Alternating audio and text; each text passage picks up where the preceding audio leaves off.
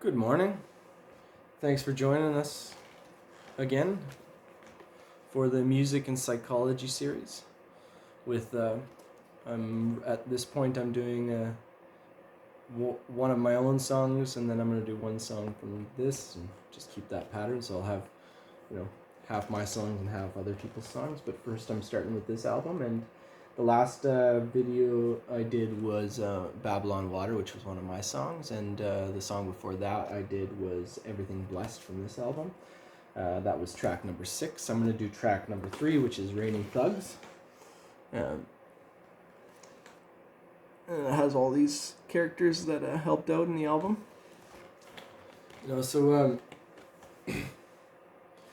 This album came out before all the craziness that just happened starting in 2019, 2020, and he passed away before the album was even released. And so this album is a prophetic album, at least as far as I'm concerned. So Raining Thugs, so he starts off right at the beginning of the song, and he says, "The book of Jasher says Enoch ascends upon a fiery horse." And a lot of people believe that Enoch was also the same person as Hermes Trismegistus, and he also transcended or ascended to another realm and went off somewhere else. So it does kind of look at people like, oh, what about all these people that think that the Bible is actual, right? Well, there is a lot of people seeing spaceships, right? And if you think about these people, it could be they're connected to these other little things and flying off to them. That's far out here, but that's just a theory, right? But what he's saying there too, he's like similar to Pegasus with Elijah Cross, which means like there's a story about like these archetypal stories that are repeating, right? And the synchronism in a mythology to get it across, right? So they're showing like there's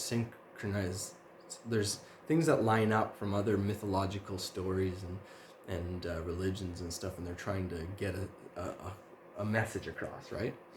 And to regain some of the connectivity to the generation lost, because Enoch, in the book of Joshua, they talk about Enoch, and he was out, and he lived out away from the Babylon, out in the woods for a long, long time, and just like a shaman would, to gain a connectivity to nature and to God, right? And he started to walk close with God, and which means he started to hear the voices of reason and truth and morality and love and all these things that could help the world that was in turmoil. So he was told by God to go into the Babylon and infiltrate and let everybody know how the best way to live, and how to regain the connectivity that generation has lost. And I believe we're in that time again, where we need anyone that is connected it's part of the hero's journey to infiltrate and try to bring the rest of people, as many people over as possible, right? And I'm not talking about preaching like that kind of thing. All I'm just saying is just show them through your actions what it's like to be connected, right? When the cloud of illusion lifts up and flies off, well, that's the great judgment from Book of Enoch. Is with the great judgment is the great. So great awakening happens before the great judgment, but once you awaken, then you can make true judgments, right? If you're in a cognitive dissonance world, then you have no knowledge or any axioms to add up to make any judgments. But as you awaken to truth, then you can start making judgments. And the world is awakening to truth, so that's why they're calling this the great judgment. So we should be informed, and we should be a part of our community, and the community should be transparent, so that we can be part of the great judgment together and always make benevolent judgments upon our communities.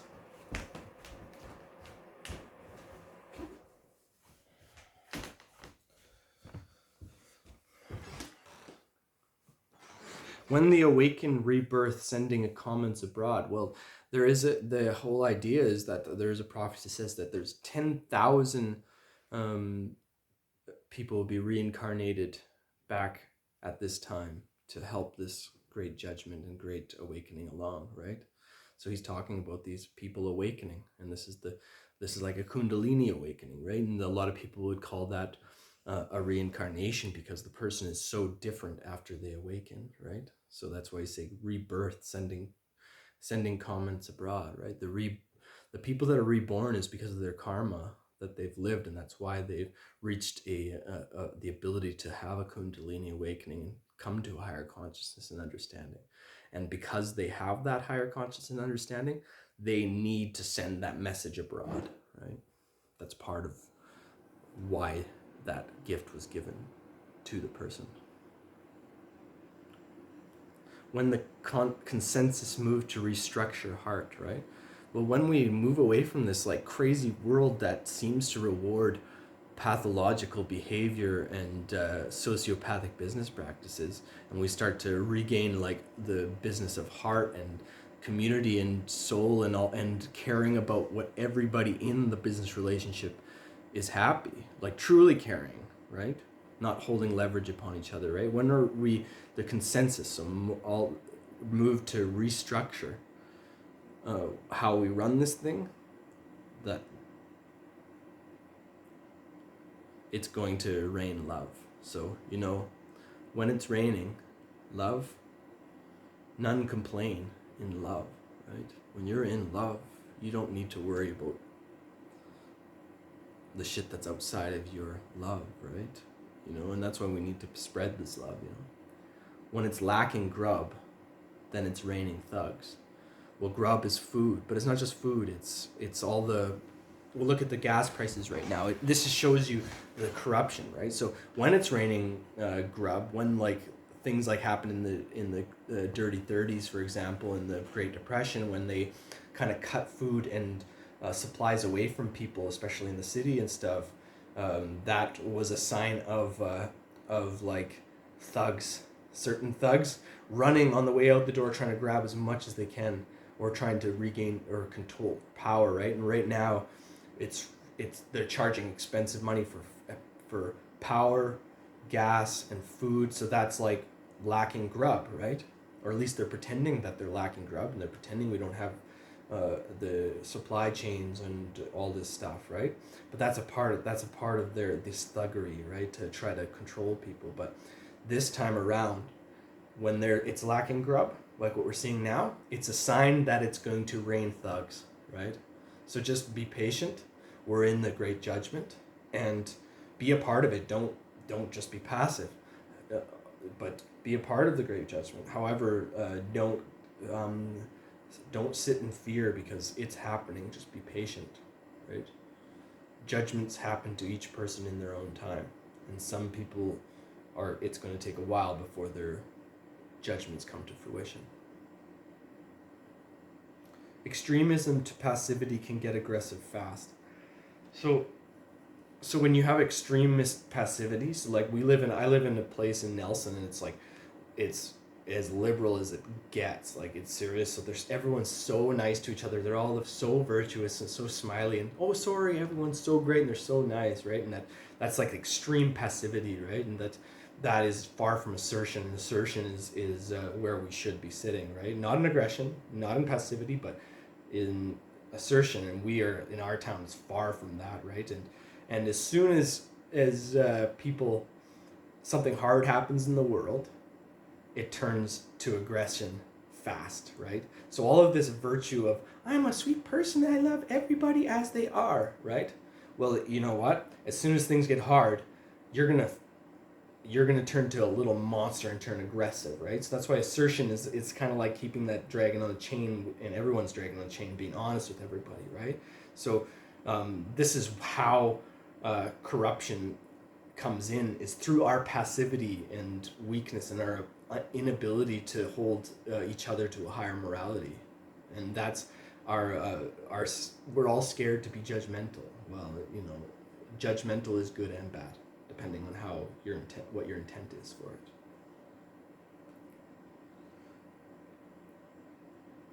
upheaval in the country is the result for it all, right? So this is it, right? It's xenophobia is more likely as the racehorse led on. So as the people are racing because they think that there's the last little bit of morsels of food and everyone's all the rat race goes on, is the more people are going to become like oh, we can't share with this group and this group, and xenophobia is like racism and separatism and all this stuff, and like trying to kick everyone out of the country or this and that, right? It's like building walls around yourself, right? So yeah, we need to come together and fight against the evil force that's happening in this world, rather than allowing them to divide us so that we fight each other, right? Hungry in your own country, stake feeding dog. And that's talking pretty much about two classes of citizens. Like we're hungry. There's a bunch of people that are barely even surviving in Nelson on the streets and barely even able to feed themselves. And not just on the streets, even just people who are working regular jobs in this town, making 17, 18 bucks an hour, trying to pay their $1,500 a month rent and feed themselves. And then there's all this other class that are feeding their dogs steak, right? We've got some issues we need to work on. Land sellage rapidly as the calculation, evaluating world security and seeing how it turns, right?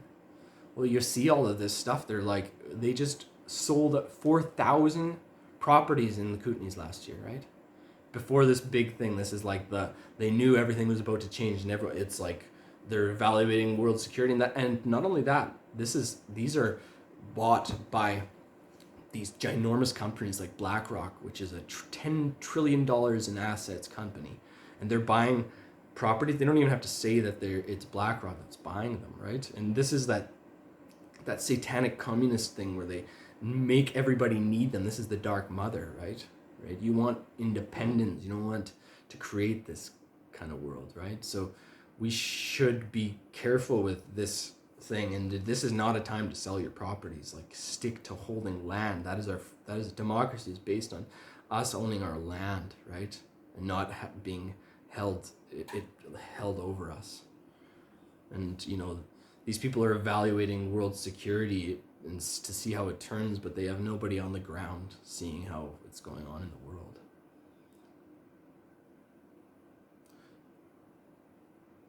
And there's millions of men, billions of women, and of the human rights in the Declaration. So really, we're talking that this is what they're doing right now is against our human rights, and and we have to stand up for the Declaration of our human rights. When it's raining love, non-complaining love. So we need to rain love even during this whole fight, because that is our ability, and love is truth, right? How much bloodshed will liberate Africa? Unbelievable anguish here we cannot mention. They built the tender youth as a hereditary stance. So they're doing the same thing in Africa. They in the big cities, they weaken the youth, so they pathologize masculinity, and they take away all the people that would stand up and would be assertive and fight against tyranny, so that the tyranny has no pushback, right? And but it's been going on in Africa longer than here. It always happens to the third world's first, the shit that happens here, and he's telling us this is a story that's continuing to happen. And the sufferation we pun lynching long. I'm not too sure what he means by that, but yeah. Even in the modern present dispensation, so even right now, there's still, I guess he might be talking about lynching. Anyone that is standing up would be lynched, put on the cross, right? Like Jesus, right? Even in the modern dispensation, which would be even in this world, they can kill who you are through reputation destruction and censorship or whatever, right? So even in this modern world, they just lynch them. Same situation here in the liberation. So he's talking about it's the same situation where he is, it's around the world. In them Jah have set up a tabernacle for the sun. Christ Jehovah Haile Selassie until kingdom come. So he's talking about like the tabernacle was a like a movable shrine for the Ark of the Covenant. I believe the Ark of the Covenant, we're going to find out, is a free energy technology, and I believe there's been a lot of free energy technologies that have come out since Tesla, and they've been suppressed to keep people in power. However, we're in the Great Judgment, the Great Awakening, which means these technologies are going to come out of the darkness, and it's going to start with the technology around the Ark of the Covenant, I believe. So we'll see, right? And that's the tabernacle, which was made out of acacia wood, which is the same wood that is in certain brews of ayahuasca. And he talks about grub and like Sibberg place in the city food. So he talks about, like how food is going to be a problem in the city if we see the same things happen that we've seen in the past, right? So I don't think it's going to be as bad this time around, because this tyrannical system is going to burn itself out really quickly. Then he finishes off the thing that says the book of Joshua says Enoch ascended upon a fiery horse, right? And like a lot of people believe this is the time of ascension, right? And to be honest, if a person does ascend to a higher consciousness and they can't fit in the place that they are anymore, don't have a place that is fit in, then there's going to be people like for example, Elon Musk, that comes down in their private jet and flies them off on a fiery horse into an ascended meaning in their life, and probably ascended consciousness, right? So, not everything is actual as it is. It's not like horses on fire flying through the sky to take him to Nubia, the other planet, Back then, they only thought the world was what they saw right there. So, if we could imagine, I believe that there was advanced races on the other side of the world from people that are thousands of years behind. We have that going on right now in our world right now. So why wouldn't it be back then? So imagine a fiery horse, like a big flying pyramid, right? Wow, look at these. Like, imagine that. A flying pyramid comes up and from the other side of the world and comes over and picks up Enoch and flies him away, and he ascends, right? Well, as far as everybody that understands technology or what is possible then, that as far as he knows, they just flew off to another world or whatever, right? But he could have just flew to the other side of the world. So, I'm just trying to like make a believable story out of what this is. And yeah, you think of it what you will. However, the Great Judgment is here, and I hope that people are a part of it, which means speak your truth. If something doesn't seem right to you and it feels wrong in your heart, then ask a question like, is this kind of feels like this, and just confront people. Then you are a part of cleaning up this sick world, And I don't want to pathologize the world, but at this point, I would say it's more sick than healthy. So let's help out. Much love. And if you feel like supporting what I'm doing here, give me an email at melatonic, melatonic @ protonmail.com. Thank you very much, and have a lovely day.